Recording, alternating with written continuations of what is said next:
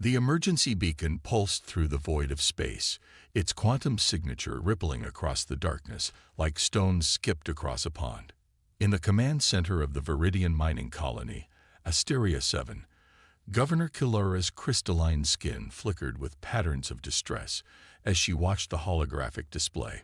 The Nexus swarm's biomechanical ships darkened the stars around her colony, their chitinous hulls absorbing what little light reached this far corner of space. "Status report," she demanded, her translator converting her harmonic tones into standard galactic common. Her chief of security, Commander Vix, projected a tactical overlay onto the main screen. 3 high ships detected, Governor. Conservative estimates suggest over 2,000 drone vessels. Our shield matrix is holding at 60%, but their acid weapons are adapting to our frequency modulations. Kilara's crystalline form dimmed slightly. The Viridian Confederation had always prided itself on technological superiority, their crystalline biology allowing them to interface directly with their advanced systems. But the swarm was different. It learned, it adapted, and it never stopped until its target was completely consumed. "The nearest Confederation battle group?" she asked, though she already knew the answer. 4 days at maximum jump speed," Vix replied. "We have already begun evacuation procedures, but—" He hesitated. "We cannot evacuate everyone before they breach our defenses." The mining colony housed over 50,000 souls. Civilian ships could carry perhaps a tenth of that number to safety before the swarm broke through. Kilara had heard stories of what happened to colonies taken by the swarm. No survivors. Ever. A junior communications officer suddenly straightened, her crystalline form brightening with surprise. "Governor, I'm detecting a response to our distress call. It's not Confederation." "Display," Kilara ordered. The holographic screen shifted, showing a text-only response in Galactic Common. "Hold tight. Human Warship in Tiomeng. ETA 18 minutes." The command center erupted in confused murmurs. Humans were newcomers to the galactic stage, barely a century into faster-than-light travel. Their technology was considered primitive by Confederation standards, their ships slow and unwieldy. What could a single human warship possibly do against a swarm fleet? 16 minutes later, they got their answer. The UES Defiant dropped out of quantum space like a shark breaking the surface of a calm sea. Its hull was matte black, absorbing rather than reflecting light, its lines clean and predatory. Unlike the elegant crystalline ships of the Confederation or the organic curves of the swarm, the human vessel was all angles and purpose. On its bridge, Captain Sarah Chen sat forward in her command chair, dark eyes fixed on the tactical display. At 43, she had earned her command through a combination of tactical brilliance and a willingness to push both technology and human limits beyond their breaking point. The Defiant was her ship, the first of its class, and today would be its true testing ground. "Status report," she ordered, her voice calm despite the enormity of what they faced. Her XO, Commander David Rivera, responded immediately. 3 swarm high ships detected, along with approximately 2,300 drone vessels. Colony shields at 48% and falling. No civilian casualties yet, but they're running out of time. Chen nodded, her mind already racing through possibilities. The Defiant was experimental, equipped with technology that merged human intuition with artificial intelligence in ways no other species had attempted. Some called it reckless. She called it necessary. "All hands, battle stations," she announced. "Initialize ARIA system." Around the bridge, neural interface nodes activated as her crew linked their minds to the ship's advanced response intelligence array. Unlike the Viridian's purely technological interface or the swarm's biological connection, ARIA was a hybrid, a marriage of human consciousness and machine learning that amplified both. "Colony Asteria 7, this is Captain Chen of the UES Defiant," she broadcast. "We are engaging the enemy. Continue your evacuation. We'll keep them busy." The response came quickly, Governor Kilura's translated voice carrying clear skepticism. Captain, while we appreciate your assistance, a single vessel cannot hope to. Watch us, Chen interrupted, allowing herself a small smile. Weapons, target the nearest highest ship. Show them how humans fight. The Defiant's quantum drive hummed as it accelerated, its revolutionary propulsion system allowing it to move in ways that defied conventional physics. The ship's eye-targeting systems, guided by human intuition through AI, calculated firing solutions faster than any organic brain could process. The first shots caught the swarm completely by surprise. The Defiant's main gun fired projectiles accelerated to near-light speed, each round carrying a payload of quantum-entangled particles. When they struck the high ship's organic hull, the particles destabilized its molecular structure from the inside out. The massive vessel began to break apart, its drone ships suddenly operating with reduced efficiency as their connection to the hive mind weakened. But the swarm was nothing if not adaptive. The remaining ships quickly adjusted their formation, their organic weapons beginning to mutate in response to this new threat. They're adapting faster than simulated, Rivera reported. Acid weapons showing quantum properties now. Shields holding, but they're learning our frequency. Chen's neural interface buzzed with tactical options as AI processed combat data in real time. Good, she said, surprising her crew. Let them adapt. Humanity's greatest strength isn't our technology. It's our ability to change the rules of the game. Execute pattern Delta 7. The Defiant's engines flared as it initiated a maneuver that would have torn any conventional ship apart. The quantum drive allowed it to briefly exist in multiple probable states at once, making it impossible for the swarm's targeting systems to get a lock. As the ship phase shifted through space, its weapons struck from angles that should have been physically impossible. In the colony's command center, Governor Kilura watched in astonishment as a single human ship executed combat maneuvers that violated several laws of physics. Impossible, she whispered. Their technology shouldn't be capable of this. Commander Vix's crystalline form pulsed with analytical patterns. They've merged multiple technological approaches we considered incompatible. The efficiency is remarkable. The battle continued to unfold, with the Defiant dancing between swarms of hostile drones. Every time the swarm adapted to one tactic, the human ship switched to another. Conventional weapons gave way to electromagnetic pulses, then to targeted gravity distortions, then to weapons systems the Viridians couldn't even classify. But the swarm was vast, and even with its revolutionary systems, the Defiant couldn't be everywhere at once. As Chen pressed the attack against the second high ship, a group of drones broke through, heading for the colony's weakening shields. Captain, Governor Kilura's voice crackled through the comm. Our shields cannot withstand much more. If you cannot, trust us. Chen interrupted again, her hands flying across her console as AI fed combat data directly into her mind. Humanity survived centuries of warfare by learning one crucial lesson. There's always a way to win. You just have to be willing to try the impossible. She opened a channel to her engineering section. Lieutenant Kumar, remember that theoretical application of the quantum drive we discussed?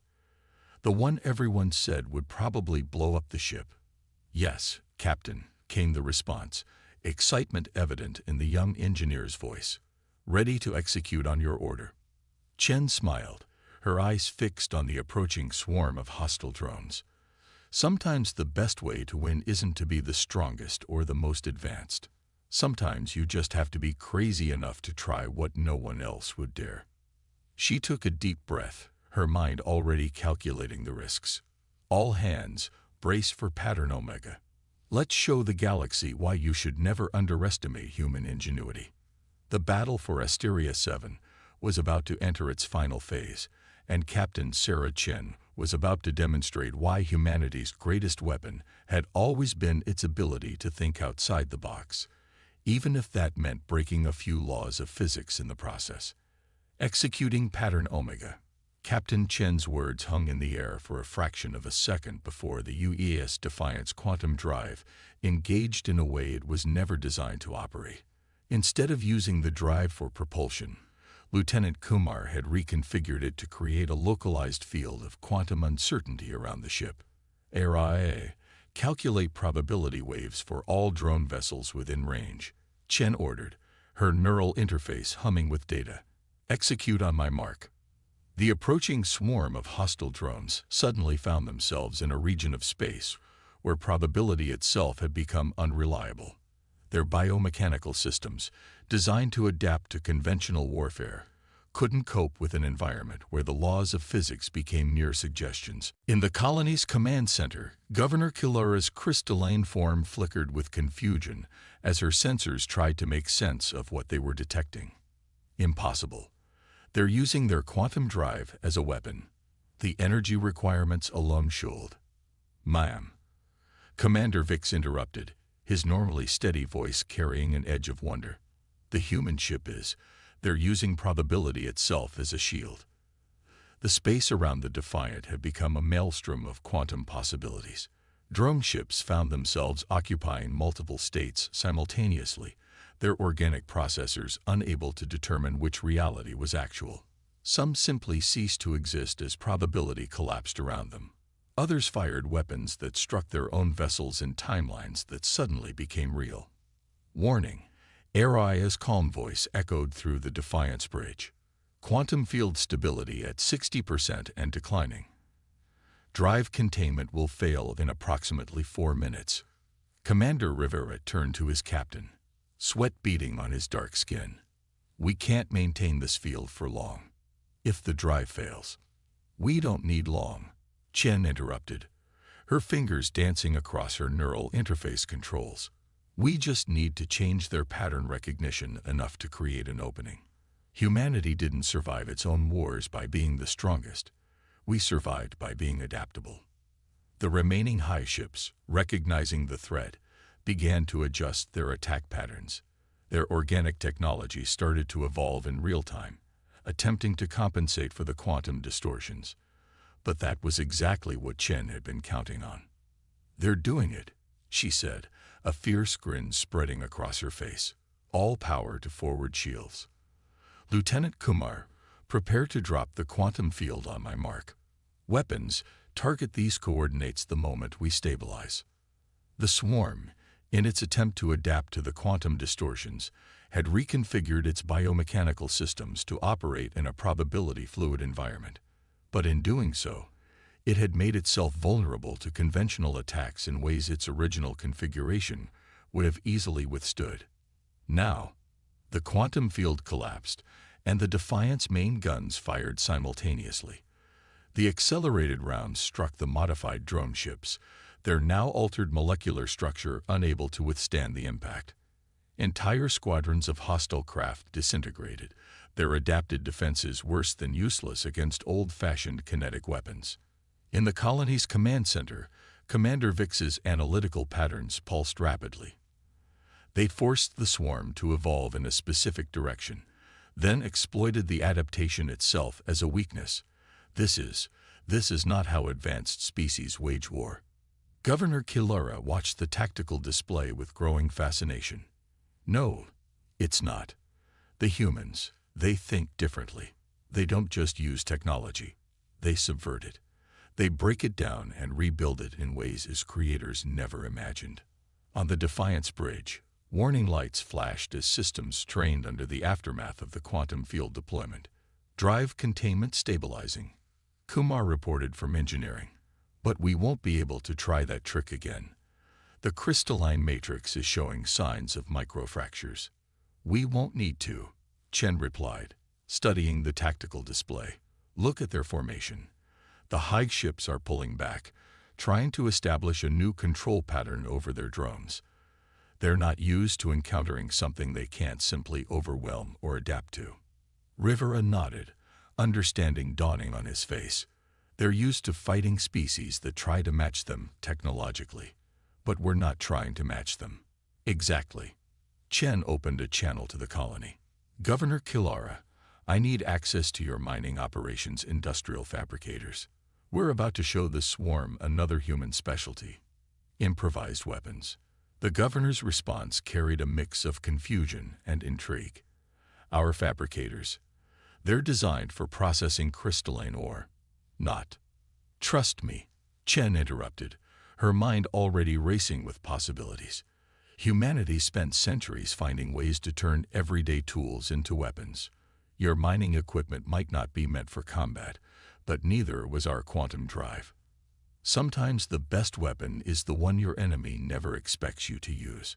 As the Defiant moved to protect the colony's main fabrication facility, Chen shared her plan through the neural interface. Her crew's reactions ranged from disbelief to excited anticipation. It was crazy, dangerous, and probably violated several laws of physics. In other words, it was exactly the kind of plan that humanity had built its reputation on. The swarm was about to learn another crucial lesson about human warfare. Sometimes the most dangerous weapon isn't the one designed for battle, but the one repurposed from something entirely different. And nobody in the galaxy was better at repurposing technology than the species that had turned their own planet's primitive tools into vehicles for crossing the stars. Begin fabrication sequence, Chen ordered, her eyes fixed on the regrouping swarm fleet.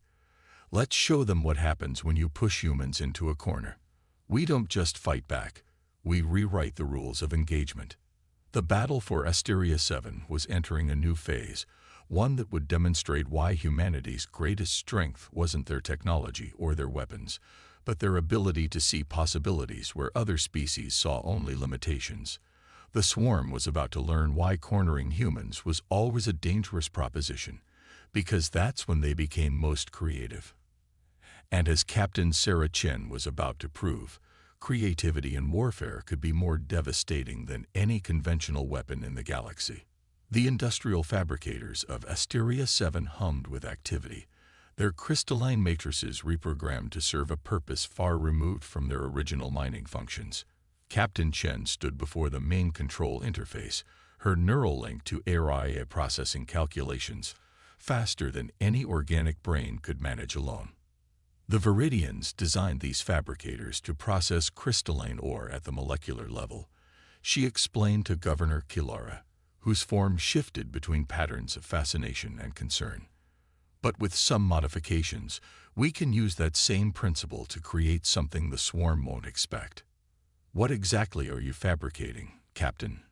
Kilara asked, watching as the machines produced what appeared to be thousands of small crystalline spheres, each no larger than a human fist.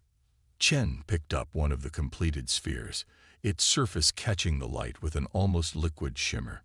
We're taking advantage of your civilization's expertise in crystalline technology and combining it with an old human mining technique called fracking. She smiled. Though we're making some creative adjustments. In orbit above the colony, the swarm had reorganized its forces. The remaining high ship coordinated its drones in new patterns, their biomechanical systems having evolved past their vulnerability to quantum distortions. They were learning, adapting, becoming stronger with each passing moment. Captain, Commander Rivera's voice came through Chen's neural link. Swarm forces are moving into attack position. Whatever you're planning, we need it soon. Chen placed the crystal sphere back among its thousands of identical siblings.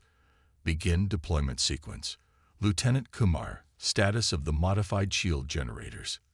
Ready, Captain, Kumar replied from the Defiance engineering section. Though I still think this is completely insane. Noted Lieutenant. Chen's smile widened. But insanity is humanity's specialty. Begin Phase 1. The Defiance cargo holds opened, releasing clouds of the crystalline spheres into space. They spread out in a seemingly random pattern, their surfaces reflecting the light of distant stars.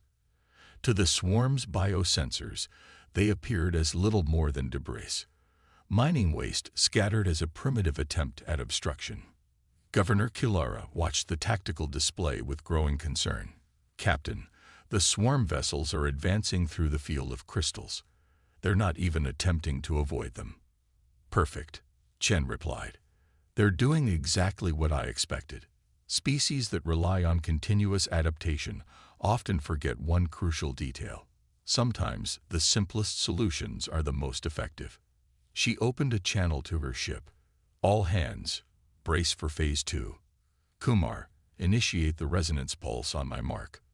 The swarm pressed forward, its drones moving through the cloud of crystals with singular purpose. Their adaptive shields easily deflected the occasional impact from the small spheres, their biological processors dismissing them as inconsequential. That was their first mistake. Mark. The Defiance modified shield generators pulsed, emitting a precisely calibrated frequency that rippled through space. The crystalline spheres, engineered to amplify and redirect this specific wavelength, began to resonate in harmony. What happened next defied the swarm's considerable experience in combat. Each sphere became a focal point for destructive harmonics, creating a web of intersecting energy waves that shattered molecular bonds. The swarm's biomechanical ships, their structures now caught in a three-dimensional grid of resonating crystals, began to break apart from the inside. The crystals, Kilara breathed, her form bright with sudden understanding. You've turned our mining technology into a weapon that attacks at the molecular level. Chen nodded. Humanity learned early in its history that victory doesn't always go to the strongest or most advanced. Sometimes it goes to whoever thinks of using their tools in ways nobody else imagined. But the swarm, true to its nature, was already adapting. The surviving drones began to modify their hull frequencies, attempting to counter the resonance effect. The Hive ship directed its forces to create safe corridors through the crystal field, its biological processors working furiously to solve this new threat. They're adapting faster than predicted, Rivera reported. Crystal resonance effectiveness dropping to 60%, 40%. As expected, Chen replied, her calm demeanor unchanged, which is why this isn't our only trick. Begin Phase 3. The remaining crystals, their resonance now ineffective against the adapted swarm vessels, suddenly began to change. The molecular restructuring technology, borrowed from the mining fabricators, had one final surprise programmed into it. The crystals exploded, not with conventional force, but with precisely calculated quantum cascades that rippled through space-time itself. Each detonation created a microscopic bubble of altered physics, their effects multiplied by the careful positioning of the crystal field. The swarm found itself caught in a web of localized reality distortions. Ships that had adapted to defend against molecular resonance now faced zones where the fundamental forces of the universe behaved unpredictably. Gravity reversed. Strong nuclear forces weakened. The very fabric of space twisted in ways that their adaptive technology couldn't process fast enough. Fascinating, Commander Vix observed from the colony's command center. You used our mining technology not just as a weapon, but as a delivery system for localized physics manipulation. Humans have a saying, Chen replied as she watched the swarm's formation break apart in confusion. Sometimes the best way to win isn't to be better at the game. It's to change the rules entirely. But even as the swarm reeled from this unprecedented attack, the Hive ship was preparing its counterstroke. Its massive form began to pulse with energy, its biological systems reconfiguring in ways that even ARIA's predictive algorithms couldn't anticipate. Captain, Rivera's voice carried a note of urgent warning. The Hive ship, it's doing something we've never seen before. Energy readings are off the charts. Chen's expression hardened as she studied the tactical data flooding through her neural interface. The swarm had been pushed to its limit, and now it was about to reveal why it had earned its reputation as one of the most feared forces in the galaxy. All hands, battle stations, she ordered. Governor Kilara, raise your colony shields to maximum. We're about to find out if humanity's creativity can match the swarm's desperation. The final phase of the battle was about to begin, and with it would come the ultimate test of humanity's greatest strength, the ability to face the impossible and find a way through. As the Hive ship prepared its devastating response, Captain Sarah Chen and her crew stood ready to prove why humanity had survived countless wars that should have destroyed them. Sometimes the most dangerous opponent isn't the strongest or most advanced. It's the one who refuses to accept defeat as an option. The Hive-ship's transformation was unlike anything humanity had encountered in its relatively brief time among the stars. Its biomechanical structure flowered open like a deadly lotus, revealing layers of organic weaponry that pulsed with otherworldly energy. The surviving drone ships began to merge with their parent vessel, each connection adding to its growing power. On the Defiance bridge, Captain Chen watched through both her physical eyes and AI's sensor feeds as the enemy evolved into something that defied conventional analysis. The swarm isn't just adapting anymore, Rivera reported, his voice tight. They're completely restructuring their entire combat doctrine. AI is giving us a 98% probability that this is some kind of last resort protocol. Makes sense, Chen replied, her mind racing through tactical possibilities. We've forced them so far out of their comfort zone that they're rewriting their own rules. That's usually humanity's trick. She allowed herself a grim smile. Let's show them why that's dangerous. The transformed Hive ship now resembled a massive crystalline spider, its limbs crackling with energy that bent light around it. When it spoke, it broadcast on all frequencies, its message translated into perfect galactic common. Your species is ANANOMENALY, ULACK, the biological perfection of DHE swarm. Your technology is primitive. Your method is DFYPREDICTION. You will be studied, understood, and eliminated. Charming, Chen muttered. Then, louder, Lieutenant Kumar, status of the quantum drive. Barely holding together, Captain, Kumar reported from engineering. The crystalline matrix is showing signs of complete breakdown.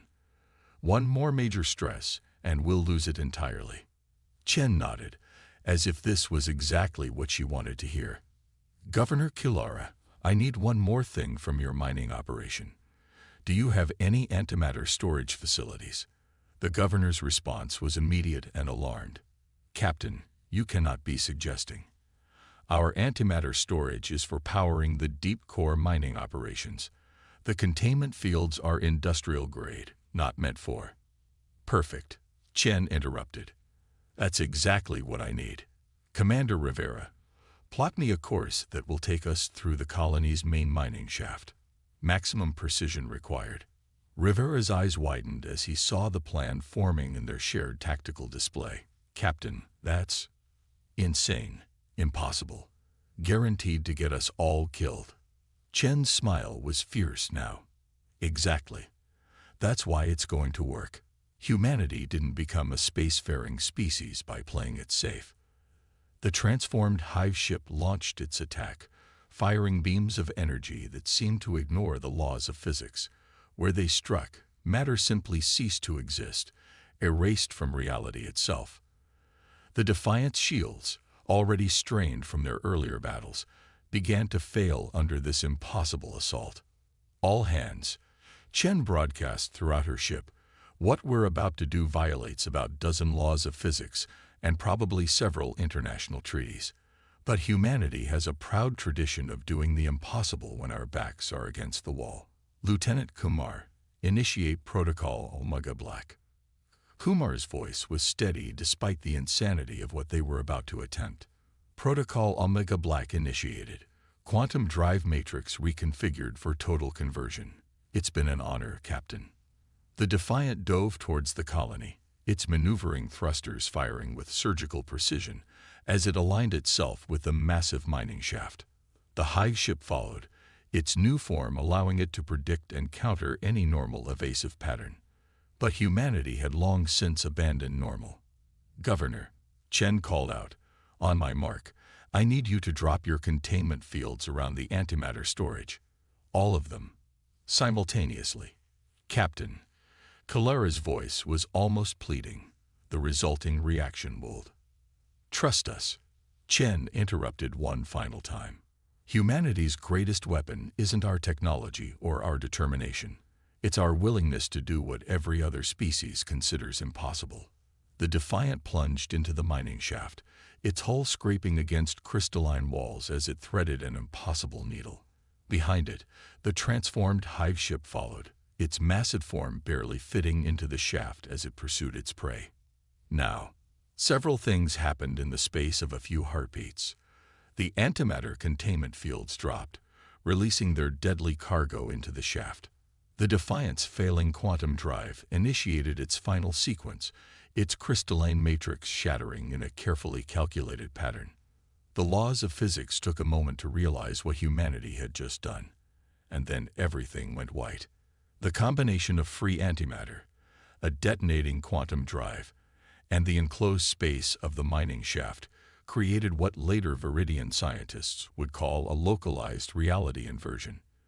The hive ship, caught in the effect, found itself trying to exist in a space where the fundamental forces of the universe had been temporarily rewritten by human insanity. For a being that relied on adapting to natural laws, suddenly finding those laws turned inside out was fatal. The Defiant, its quantum drive sacrificed in the attack, shot out of the other end of the mining shaft on pure momentum, its conventional engines firing desperately to stabilize its trajectory. Behind it, the mining shaft collapsed as reality reasserted itself, taking with it the remains of the most advanced swarm vessel ever encountered. In the colony's command center, there was total silence as the sensors tried to make sense of what had just happened. Governor Kilura's crystalline form flickered between patterns of disbelief and awe. You deliberately created a space where physics itself broke down, she finally managed. No species has ever. We never even considered. That's humanity's secret, Chen replied, her voice tired but proud as the Defiant limped back to the colony. We don't live within the rules. We see them as challenges to overcome. Sometimes that means breaking them entirely. The remaining swarm drones, cut off from their hive ship, began to drift aimlessly in space. Without their central intelligence, they were nothing more than hollow shells, a testament to the price of underestimating humanity's capacity for creative destruction. For the record, Rivera said as emergency repair crews swarmed through the Defiant, "That was the craziest thing I've ever seen, and I've served with you for 5 years." Chen smiled, watching as Viridian ships began to secure the area. "Then you'll love what I'm planning for our next mission. Humanity's got a lot more impossible tricks to show the galaxy." Because that was the truth about humans in space. They weren't the strongest, the most advanced, or the most numerous. But they were, without doubt, the species most willing to look at the impossible and say, "Watch this." And that, more than any weapon or technology, was what made humanity a force to be reckoned with in the galaxy. 1 week after the Battle of Asteria 7, the Viridian High Council chamber was filled with representatives from a dozen spacefaring species. Their forms, crystalline, energy-based, and biological, all focused on the holographic display showing the battle's final moments. Captain Sarah Chen stood before them, her dress uniform pristine despite her ship's extensive repairs still underway in the colony shipyards. The recording ended with the flash of the reality inversion, and for a moment, the chamber was silent. Then, first speaker Lazara, her crystalline form radiating patterns of deep thought, addressed the assembly. "For centuries, we have viewed humanity as..." She paused, choosing her words carefully, "technologically adolescent. Your ships were considered primitive, your methods unrefined. The Asteria 7 incident has forced us to reconsider many assumptions." Chen stood at ease, her posture relaxed but alert. Humanity learned long ago that true advancement isn't just about creating new technology. It's about thinking differently about the technology you have. A quantum collective representative, their energy form flickering with analytical patterns, spoke next. "You deliberately destroyed your quantum drive to create a weapon. This violates 17 different safety protocols established by the Galactic Concordat." "With respect," Chen replied, a slight smile playing at her lips, Those protocols were written by species who view technology as something to be mastered and controlled. Humanity views it as something to be explored and reinvented. Sometimes that means breaking it to see what happens. Footage began playing of the Defiant's earlier battle maneuvers, the quantum probability field, the crystalline resonance weapon, the final desperate plunge into the mining shaft. Each display caused ripples of discussion among the assembled representatives. An Arcturian war philosopher, their biomechanical frame humming with interest, leaned forward. "You turned mining equipment into weapons of mass destruction, created localized physics anomalies as tactical advantages, used probability itself as a shield. These are not the actions of a primitive species." "No," Chen agreed. "They're the actions of a species that spent its entire history learning to survive against overwhelming odds. We may not have the most advanced technology, but we understand something that many older species have forgotten. The most powerful weapon isn't the one you have. It's the one you create when you have nothing else left." Governor Kilara, now promoted to sector administrator after her role in the battle, stepped forward. "The swarm has been a threat to civilized space for generations. They adapt to every weapon, counter every strategy. Yet a single human ship, using improvised tactics and repurposed mining equipment, managed to destroy their most advanced high ship. Because we didn't try to beat them at their own game," Chen explained. "The swarm adapts to patterns it can recognize. So we gave it something it couldn't possibly predict: human chaos theory in practice." The chamber erupted in overlapping discussions, various species debating the implications of what they'd witnessed. First Speaker Lazora raised her crystalline appendage for silence. "Captain Chen, humanity has demonstrated capabilities that concern many of us. Your species' willingness to ignore established protocols, to weaponize civilian technology, to break fundamental laws of physics. These are traditionally signs of a dangerous race." Chen's expression remained calm. "With respect, First Speaker, they're signs of a race that refuses to accept limitations.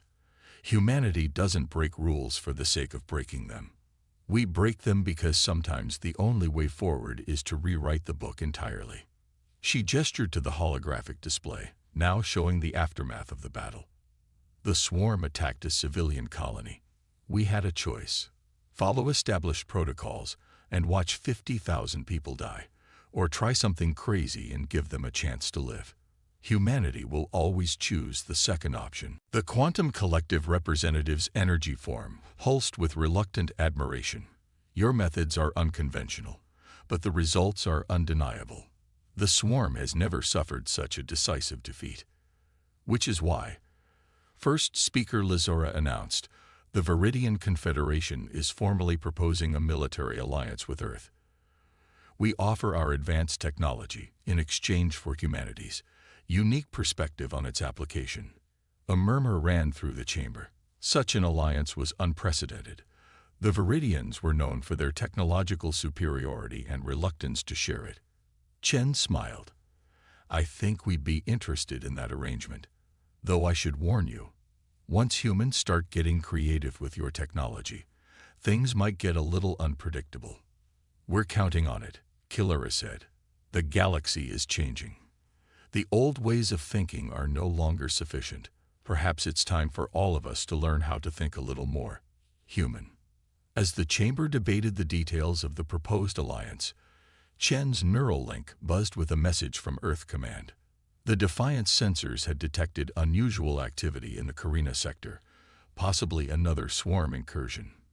"First Speaker," Chen said, "I look forward to discussing this alliance in detail. But right now, there's another colony that might need humanity's brand of impossible solutions." Lysara's crystalline form flickered with what might have been amusement. "Go, Captain. Show the galaxy what humanity can do. We'll have the paperwork ready when you return." As Chen left the chamber, she could hear the continued discussions behind her. Species that had looked down on humanity for decades now debating how to harness the chaos that humans brought to the galaxy. It was, she thought, exactly the kind of impossible situation that humanity excelled at navigating. Because that was the truth that the galaxy was finally beginning to understand. Humanity wasn't just another spacefaring species. They were the ones who looked at the impossible and saw opportunity. The ones who turned mining tools into weapons, civilian technology into military advantages, and certain defeat into improbable victory. They were human.